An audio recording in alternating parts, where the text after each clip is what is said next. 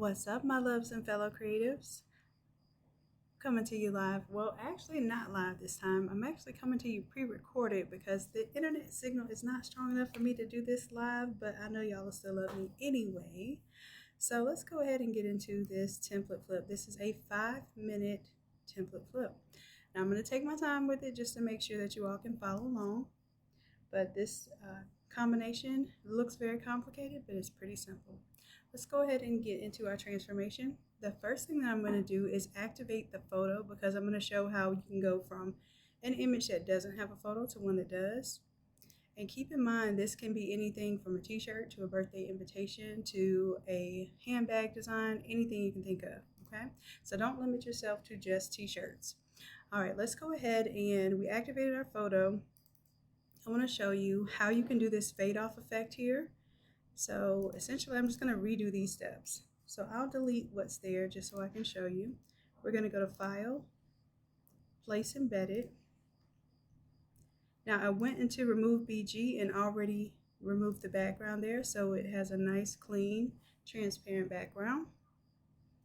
And I'll just resize it. You want to make sure that nothing is going to be hanging off the artboard, otherwise it will cut it off, like the edge of that pineapple will have a hard cut. So I'm just going to shift it over to the right a little bit. Once we have our image in place, I'm going to go ahead and fade off the bottom here because you know I don't like those hard cut off lines. In order to do that, I'm going to add a layer mask. I'll use the gradient tool. Make sure that your gradient tool, go to your basics, make sure it is the one that goes the foreground color to the checkerboard.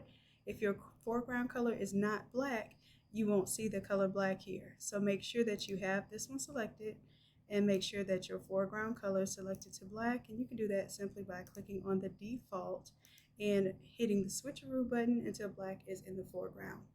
All right, so now we're going to make sure that we're in our inside meat of our photo, hold down Shift, and we're going to pull this. And notice that if I don't hold down Shift, I can pull this at an angle, but when I hold down Shift, it pulls it completely vertical there, and I get a nice consistent fade off. Now with the brush, you can kind of get a different shape, but this one's going to give you a nice horizontal appearance of that gradient.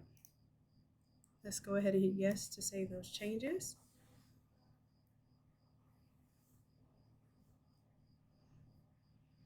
All right, and now I have the photo in the mix, and what we're going to do, we're going to use the photo in order to pick the colors. So let's go ahead and we'll turn off our text momentarily so we can see all the colors here. Let's go ahead and pick our colors. Let's do Control plus a couple times so that we can zoom in. And let's grab our eyedropper tool, also known as the color picker. And I think I want to grab this red color. And if you hold down the mouse while you're moving it around, it will show you the different colors that you're touching. I like that. I'm going to double click on the swatch here as the foreground swatch. And then I'm going to hit add to swatches. We'll put one there. Do not check add to my current library. It slows your computer down, especially if you're on the internet. Now let's go ahead, while we're in this window, pick our second color. I'm going to pick one of the greens here. And I think I'm going to go with one that is a little bit lighter.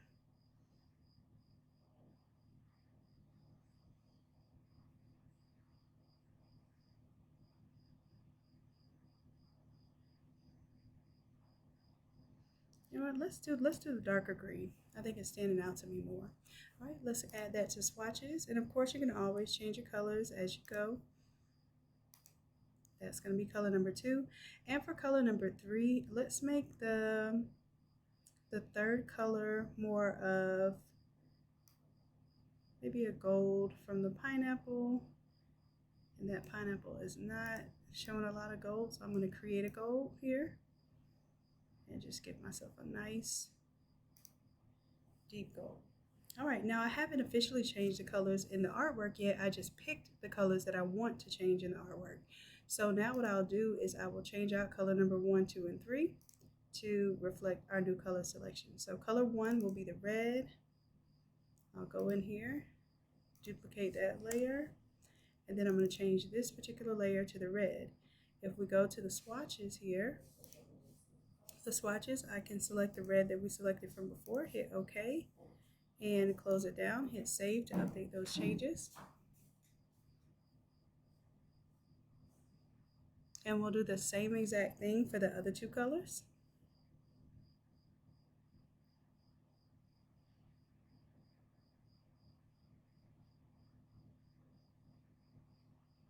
So color number 1 is changed. Color number 2, we will change it to, let's make color number 2 be the green color. Oh, you know what? Let's make it the yellow color, because we're going to fade from the red to the yellow to the green. And red against green will create brown. So whenever you're creating gradient variations, be very aware of the colors that you are blending from one to the next. Sometimes you have to put a color in the middle. Sometimes it has to be a color that transitions well between those two colors. So for instance, yellow transitions well from red and green, but green and red do not transition well. You can also put a neutral color in the middle. White or black we usually do as well. All right, so let's duplicate this layer so we have a different one that we're going to edit. Instead of the yellow, we're going to do green.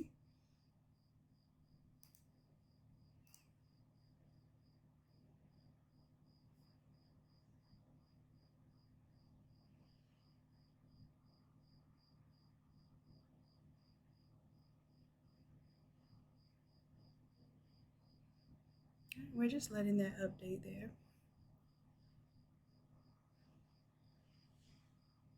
Okay, so now what we're going to do is we see that certain colors are going to blend differently. So this is where you're going to use your advanced Photoshop techniques. For instance, here on the bird, where the red is, it's not as vibrant as I want it to be. So I'm going to go to the levels here, and I'm going to adjust the levels to where it gives me the proper punch of color that I want. You see how I'm adjusting the levels, and already I'm getting a little bit deeper reds there.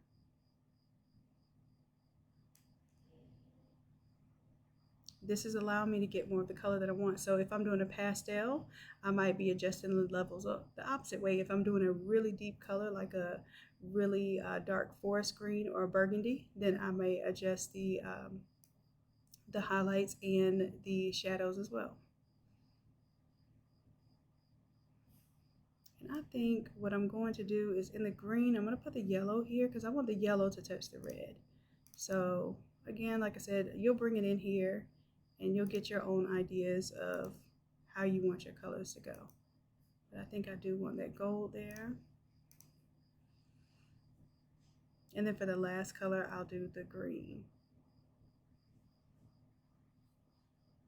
And you may also notice while I'm changing the color of the parrot, it's also changing the color of the birds of paradise flowers 1, 2, and 3. And that's because we're using smart colors, so we can design smarter, not harder.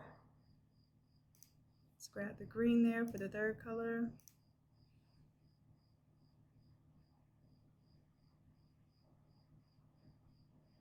And once you're accustomed to this template, it should take you no more than 5 minutes to edit it. I'm editing it right now with very, very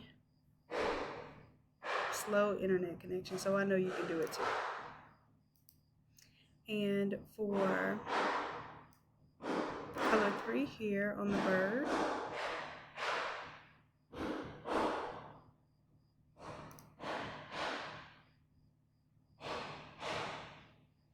I'm going to do yellow here and here. Now, here's what I'm actually going to switch these parts up because I want the middle to be yellow and the bottom to be green, but you see the layer masks are kind of opposite there. So I'm going to use this one as a placeholder just to move it down.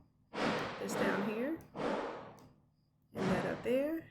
There we go. Sorry for the noise, y'all. Wasn't expecting that, but I'm almost done. All right, so we have changed the color of our flowers. We've changed the color of the parrot as well as the birds of paradise there. Now we can do the same changes to make sure that the levels are appropriate for the flowers here. And you you may want to change that just to get a little contrast.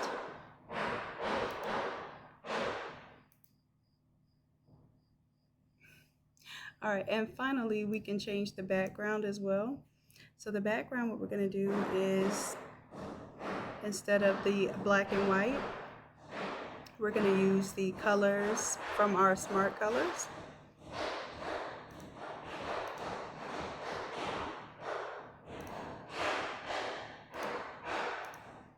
And I'm going to turn these on to normal blend mode here so that we can see them change the pattern here.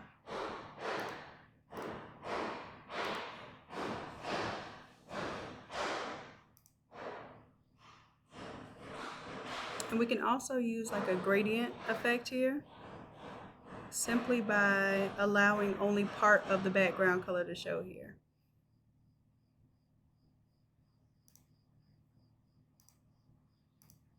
So let's say, for instance, I want to do a little more gradient here. I'm going to add a layer mask, do just what I said with the gradient tool here. Now for this first one, matter of fact, let's go ahead and create these together. If I delete them, you'll have it in the template, but I want to show you how to create them if you are ever interested in doing that. So for the first one, I'm going to create a blank layer mask, and I'm going to start down here towards the bottom, hold down Shift and pull it up. Okay, that gives me my first color variation. I'm going to do the same thing for the second color, except I'm going to go a little bit higher, hold down Shift and pull it up. And then we're going to change all of these blend modes as well. And then finally, the third one here, we'll add a layer mask. Go. And then this one, we won't even have to go any higher because that'll be our back color. All right, so let's go ahead and see what's going on here with the background. The pattern color right now is selected as red, but I'm going to make it either white or black just to see which one stands out better. Y'all, I'm really sorry about all this noise. This really came out of nowhere. All right, and I'm almost done.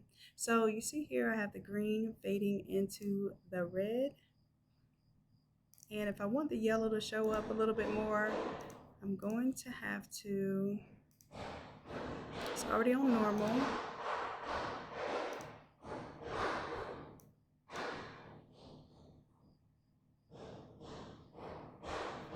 Let's see, let's pull it a little bit more.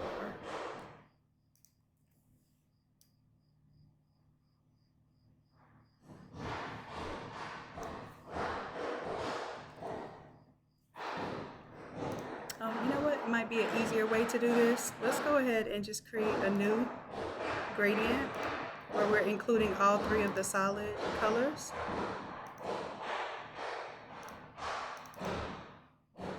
Let's go ahead and add a color stop here.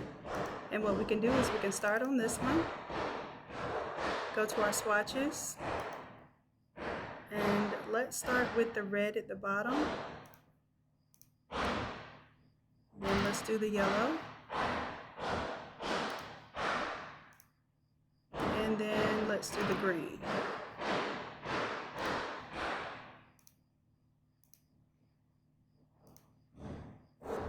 There we have it. So this is another quick tutorial. Again, I apologize for all the noise, but I'm sure if we need to, we can re-record this one because I just want to make sure that you have this before class so that you know what all steps you're going to do in class. Okay? Let's go ahead and also change out your text here. I'm going to bring it back. It's super simple. Just turn it on. And you can actually move the text down with your move tool. That whole text layer or folder, let's bring it down. And you can even turn off the rectangle there. If you scroll down, let's turn off the rectangle. And you can change out the colors of the text based on the smart colors too. So of course, maybe you don't want this one to say Innate Academy. You might want it to say tropical vibes. Let's do that. And all I did was double click on the T and change out the text there. And we are good to go. So now I'm going to go ahead and save this art. Go to my art layer. And of course, if you want to see it as a 13 by 19, you can turn on the layer mask there. But we're just going to straight up right click, quick export that as PNG. And that is artwork ready to go. And this is going to be template number 183. All right, love. So I'll go ahead and upload this so you have it as a quick tutorial. And you all will have class with Coach Chrissy, and she will take her time and take you through each and every one of these steps. So y'all know that I appreciate y'all. I love you dearly. And until next time, bye.